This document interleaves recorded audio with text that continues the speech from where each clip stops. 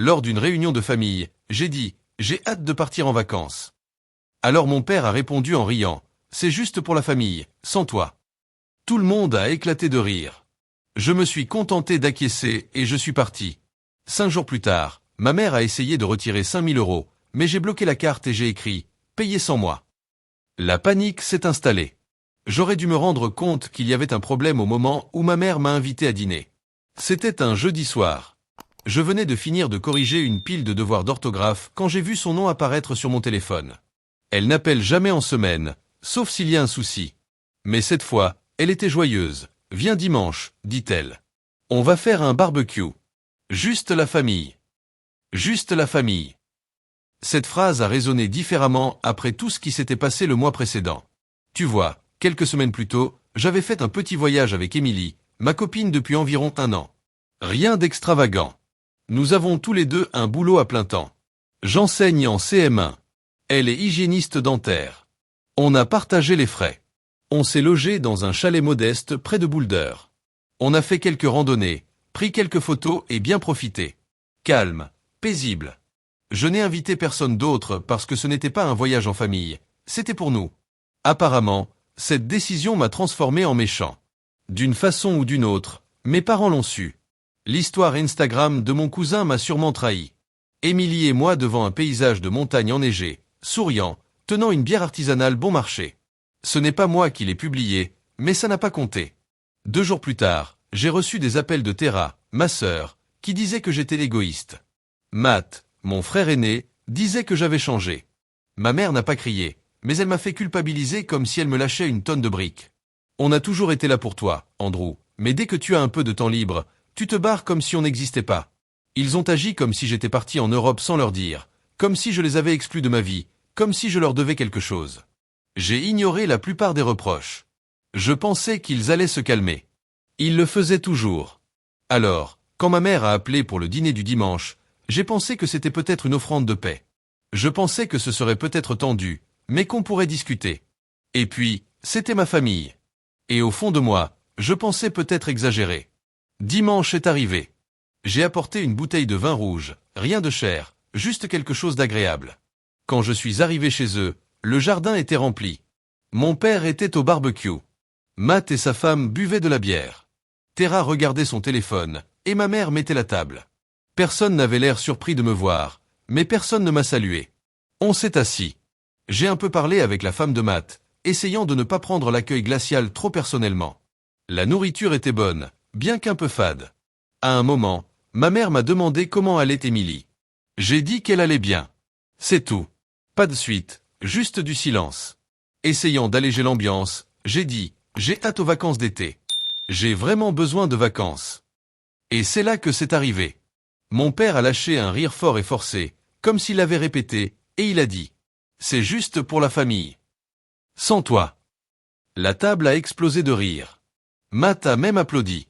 Tera a soufflé et a dit « Ouais, je suppose que t'avais pas besoin de nous, donc maintenant on n'a plus besoin de toi. » Ma mère a juste souri, comme si c'était une blague, comme si ce n'était pas intentionnel.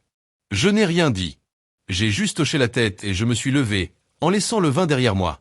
Personne n'a essayé de m'arrêter. Personne n'a dit au revoir. Ce n'est que 5 jours plus tard que je me suis rendu compte qu'il ne voulait pas seulement m'humilier, il voulait obtenir quelque chose de moi. Cet après-midi-là, j'ai reçu un message de ma banque. Ma mère venait d'essayer de retirer 5000 € de la carte conjointe que je n'avais jamais eu la bêtise de fermer. Depuis longtemps, j'avais mis une limite de retrait à 400 € par jour, plus pour moi que pour autre chose. Et cette limite était la seule raison pour laquelle la transaction n'avait pas été validée. Il ne demandait plus. Il prenait. Je suis resté figé un instant. Puis j'ai bloqué complètement la carte et j'ai changé le nom du mémo du compte pour « Payer sans moi ». 1 heure plus tard, WhatsApp vibrait dans tous les sens. Maman disait que c'était un malentendu. Papa disait que j'exagérais.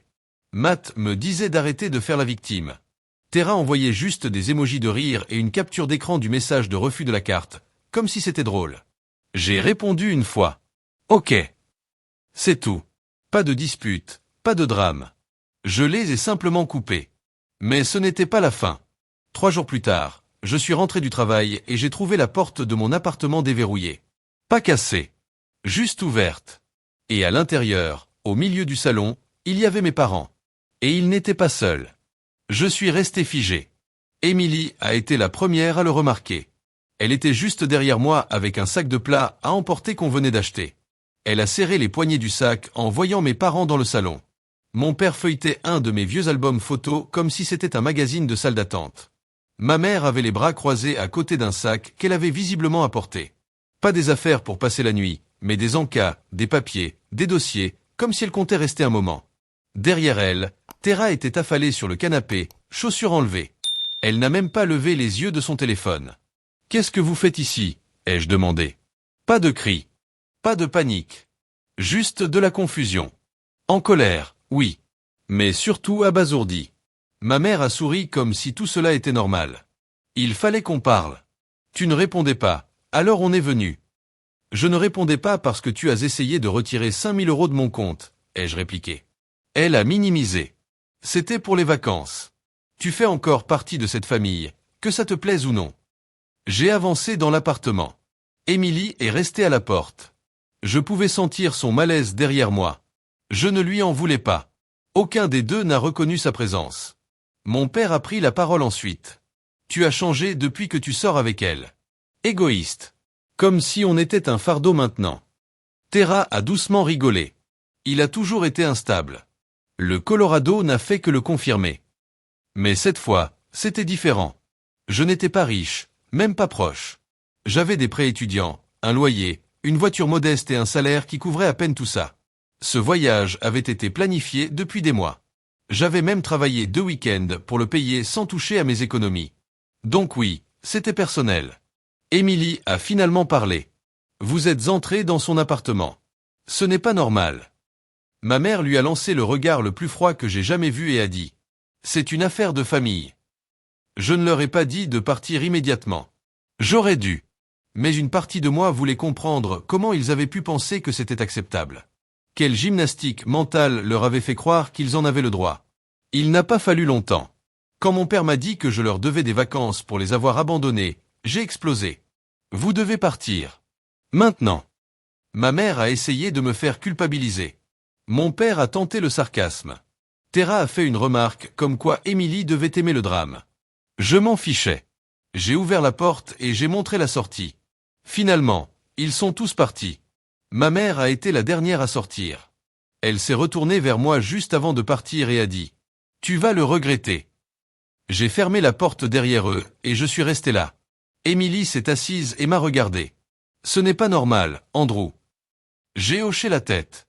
Je sais. Cette nuit-là, je n'ai pas dormi. Je pensais à ce conte partagé. À l'expression du visage de mon père quand il m'a dit que j'avais changé.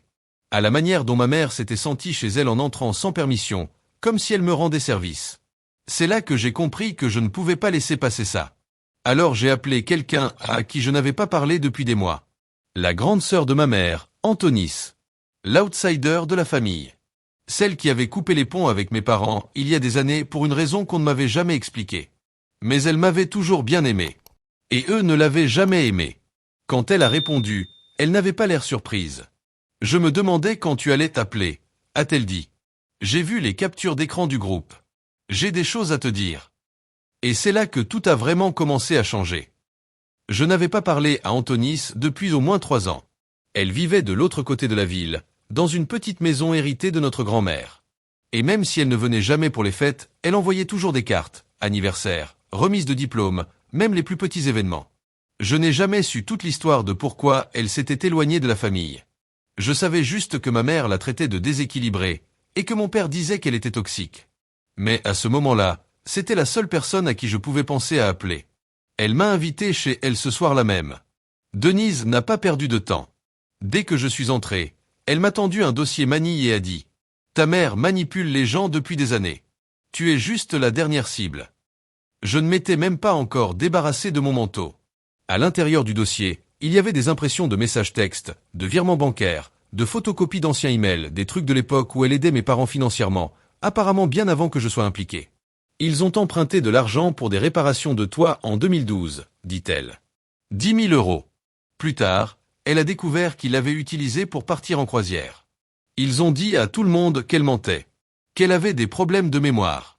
C'était comme avaler du sable. Elle a servi 2 verres de vin rouge et a continué. D'après elle, ma mère avait toujours été forte pour la culpabilisation. Forte pour faire passer les autres pour ingrats quand ils fixaient des limites. Denise avait essayé de s'éloigner d'abord doucement, puis fermement, puis avec des avocats. Mais la famille s'était rangée du côté de ma mère. Elle était la gentille, la fille loyale, la mère dévouée. Denise était cataloguée comme la reine du drame, et toute la famille élargie l'avait ignorée. Sauf moi. Je te surveillais, dit-elle. Je savais qu'ils allaient finir par t'entraîner là-dedans. Je lui ai tout raconté, le Colorado, le dîner, la carte bancaire, l'intrusion. Elle a juste hoché la tête, comme si elle l'avait prévu. Je peux t'aider, dit-elle. Mais si on le fait, il faut que tu sois prêt à ce qu'ils te détestent. Je l'étais. Je l'étais déjà. Alors on a élaboré un plan. Pas un truc de film spectaculaire. Juste quelque chose de simple, discret, efficace. La vengeance ne serait pas bruyante. Elle serait intelligente. Étape 1. Denise avait une amie qui travaillait dans la conformité financière. Elle m'a aidé à couper légalement tous les liens financiers restants avec mes parents. J'ai fermé tous les comptes inactifs, changé tous les mots de passe, supprimé leur nom de mon assurance et de mes contacts d'urgence. C'était méticuleux. Et quand ce fut fini, je me suis assuré qu'ils le sachent. Étape 2. J'ai envoyé un seul message sur le groupe WhatsApp familial, juste une capture d'écran du solde du compte fermé. Pas de titre. Pas d'explication. Tera a répondu avec une série de points d'interrogation. Matt a demandé si je faisais une crise de nerfs. Ma mère a appelé 3 fois. Je n'ai pas répondu. Et puis est venu le vrai coup de massue. Denise avait autre chose. De vieilles photos. Des photos de mes parents dans des casinos, des bars, en plein milieu de ce qui semblait être des vacances de luxe à Aruba. Datées du même mois où ils m'avaient dit qu'ils n'arrivaient plus à joindre les deux bouts et qu'ils avaient besoin de mon aide pour payer les factures. Je reconnaissais les vêtements. Ils avaient utilisé cette culpabilité pour me soutirer de l'argent plusieurs fois. Alors j'ai posté une de ces photos sur Facebook. Légende. Parfois, les gens qui te traitent d'égoïste sont juste en colère parce que tu as arrêté de financer leur train de vie.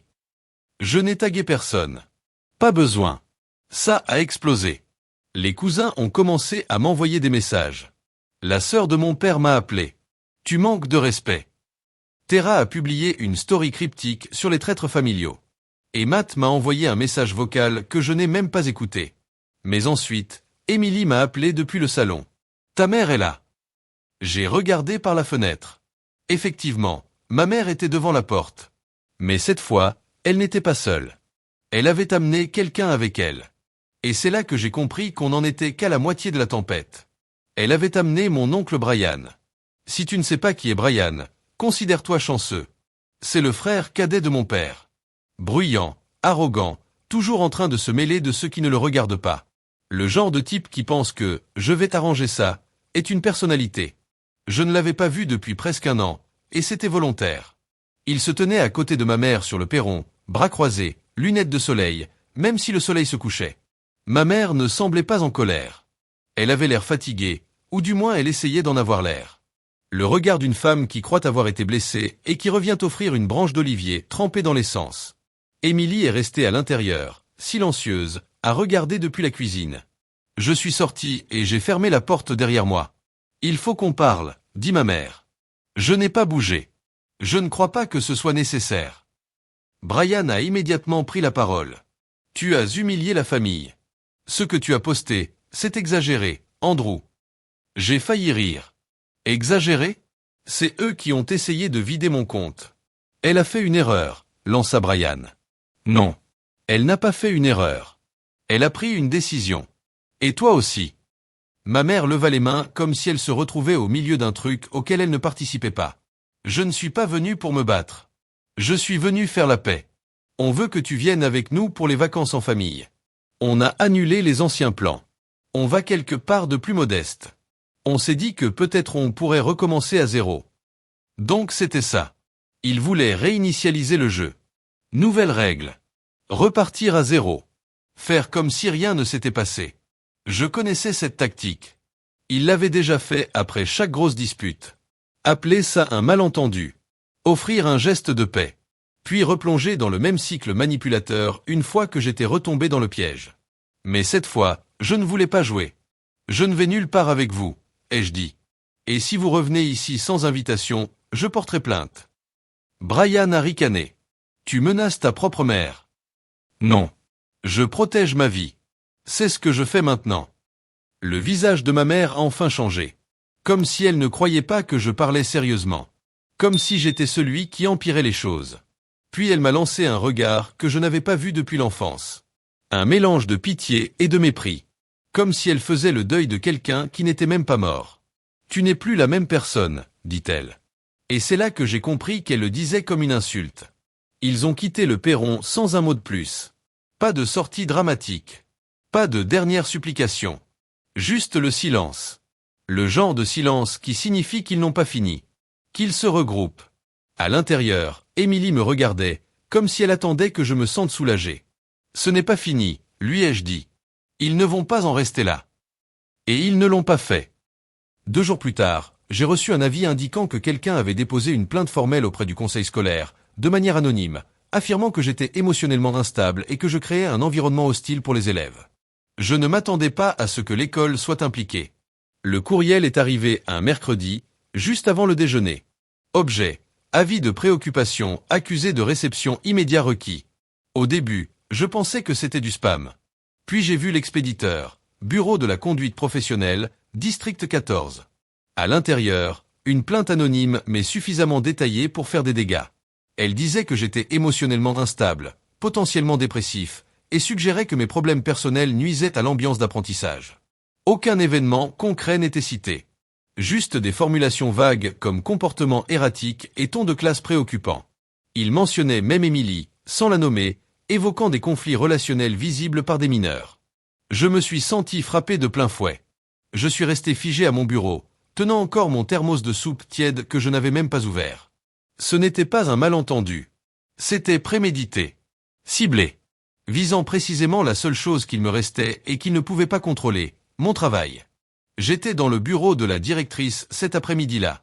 Le visage de Madame Kobé disait qu'elle savait que tout ça sentait mauvais. Elle m'a dit doucement qu'elle ne me jugeait pas, que cela allait être traité selon la procédure. Je serais mis sous observation informelle. Un représentant RH pourrait venir discuter avec moi. J'ai hoché la tête. J'ai dit que je comprenais. Je suis sorti sans dire un mot, mais en moi, quelque chose s'était brisé. Quand je suis rentré chez moi, Émilie m'a accueilli à la porte. Je n'ai même pas eu besoin de lui expliquer. Je lui ai juste tendu le courriel imprimé. Elle l'a lu une fois, l'a posé, et a demandé. Qui ferait ça? Je n'ai même pas eu à réfléchir. Plus tard dans la soirée, j'ai appelé Denise. Je lui ai tout raconté. Tu avais raison, ai-je dit. Il ne s'arrête jamais. Il monte en puissance. Elle n'a pas jubilé. Elle est juste restée silencieuse et a dit. Il est temps d'en finir. Alors, c'est ce qu'on a fait. On a passé les jours suivants à rassembler tous les reçus, tous les messages, toutes les notes vocales. Tout ce qui pouvait prouver un schéma. Il y avait les textos de ma mère demandant de l'aide pour les courses, juste avant de poster des photos de vacances à Cancun. Une demande de paiement pour livre de cours faite à Bioterra, qui s'est révélé être un acompte pour des billets de concert à Coachella. Des captures d'écran de mail de mon père demandant de l'aide pour l'assurance auto, et un reçu daté de la même semaine pour une télé à écran plat flambant neuve. J'avais ignoré ces choses pendant des années. Je les avais tolérées. Je croyais que préserver la paix valait plus que tenir des comptes. Mais désormais, je tenais les comptes. Quand le dossier fut prêt, on ne l'a pas envoyé à mes parents. On ne les a pas menacés avec. On l'a partagé dans le groupe familial élargi. Tous les cousins, toutes les tantes qui envoyaient encore des cartes de Noël. Tous ceux qui avaient toujours cru les histoires de ma mère sur son fils égoïste et absent, manipulé par sa copine dominatrice. Avec une seule phrase de moi en haut. Avant de croire à la version qu'il vous raconte, regardez celle qu'il ne mentionne jamais. Puis, des captures d'écran. Des reçus. Une chronologie. La capture d'écran de la tentative de retrait des 5000 €. Une copie de l'email de la plainte scolaire. Et, à la fin, une note signée de Denise affirmant qu'elle avait vu une grande partie de ça de ses propres yeux au fil des années. Le groupe a explosé. Un de mes cousins a demandé si c'était une blague. Un autre a juste répondu « Jésus ». La sœur de mon père, qui ne m'avait pas parlé depuis des années, a envoyé un message. C'est répugnant. Tu humilies ta propre mère. Terra a publié une story disant « Certaines personnes ne supportent pas la vérité, alors elles essaient de brûler tout l'arbre généalogique. » Et ensuite, ma mère a répondu Pas dans le groupe. Elle a contourné tout ça. Elle a écrit directement à Émilie. Émilie m'a montré le message. Tu l'as empoisonné. Il n'était pas comme ça avant toi. J'espère que tu es fier de toi. C'était sa dernière carte. Nous diviser. La blâmer. Réécrire l'histoire. Encore. Mais Émilie n'a pas bronché. Elle m'a regardé et a dit. Termine. Fais ce que tu as à faire. Et là, j'ai su ce qu'il fallait faire. Ce ne serait pas bruyant. Ce serait définitif. Je n'ai pas répondu à ma mère après son message à Émilie. Je n'ai pas appelé. Je ne l'ai pas bloqué. Je n'ai même pas répondu. Je l'ai juste laissé là. 3 phrases tentant de tout mettre sur la femme que j'aimais. Comme si j'étais un pantin. Comme si tout cela n'était pas en préparation depuis des années. Émilie l'a lu une seule fois, a refermé son téléphone, et a dit qu'elle savait qu'elle n'était pas responsable. C'est la première fois que je l'ai cru. Cette semaine-là, j'ai pris une décision. Pas par colère. Pas par vengeance. Par nécessité. Je ne voulais plus vivre dans la peur d'une fausse accusation ou d'une visite surprise. Je ne voulais plus attendre la prochaine fois où il déciderait de refaire irruption dans ma vie.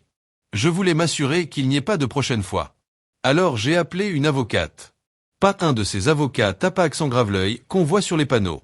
Denise connaissait une femme calme et brillante, Clara, spécialisée dans les conflits familiaux et les ordonnances de protection.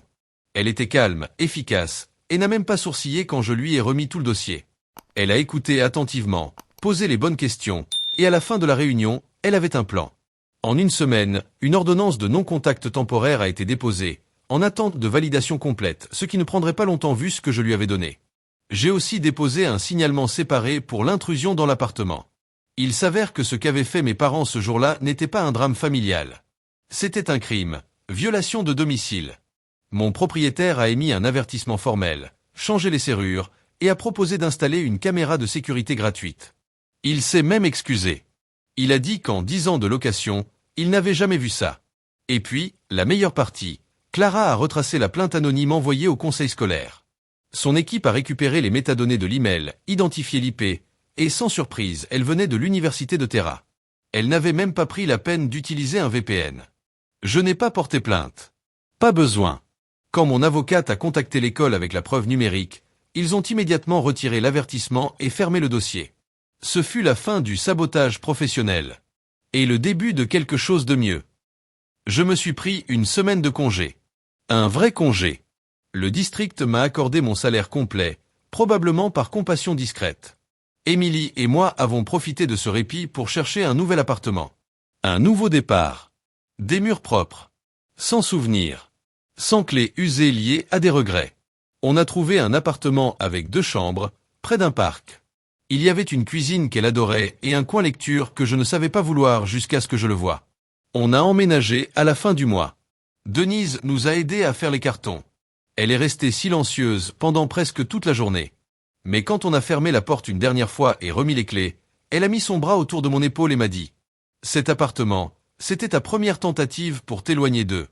Celui-ci, c'est ta première vraie liberté. » Je n'ai rien dit. Mais je savais qu'elle avait raison. Après notre emménagement, j'ai supprimé le groupe de discussion familiale. Je ne l'ai pas quitté. Je l'ai supprimé. Disparu. Je n'avais plus besoin de nouvelles de gens qui étaient restés silencieux pendant que mes parents détruisaient ma vie.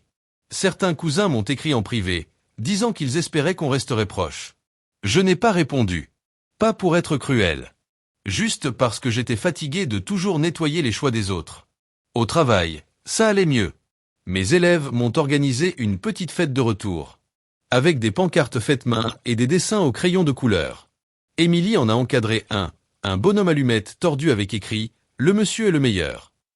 Elle l'a accroché dans le couloir. J'ai recommencé à dormir. Vraiment dormir. Le genre de sommeil où tu ne te réveilles pas en colère ou prêt à encaisser un autre coup. Une nuit, environ 2 mois plus tard, Émilie et moi étions assis sur le balcon, un verre de vin bon marché à la main et une boîte de pizza entre nous. L'air était tiède. Paisible. Plus de téléphone qui vibre. Plus d'urgence. Je lui ai dit. Je crois que je suis enfin sorti de cette maison. Pas juste physiquement. Je veux dire, vraiment sorti. Elle a hoché la tête. Tu le es. Puis elle a dit quelque chose qui m'a surpris. Tu sais que, un jour, tu seras un bon père, hein? Je l'ai regardée. Elle ne plaisantait pas. Elle ne lançait pas une phrase pour faire un effet. Elle le disait simplement. Comme si elle voyait quelque chose que je n'avais jamais imaginé. Et c'est là que j'ai compris. Toute cette tempête, chaque moment douloureux, tordu, toxique, avait en réalité dégagé le terrain pour quelque chose de vrai. Quelque chose de sain. Quelque chose qui ne reposait ni sur la culpabilité, ni sur l'obligation, ni sur la peur. Pour la première fois de ma vie d'adulte, je n'étais plus le bouc émissaire de personne. Je n'étais plus une banque. Je n'étais plus un mauvais fils. Ni un frère décevant. Ni un traître égoïste. J'étais juste Andrew. Et c'était largement suffisant.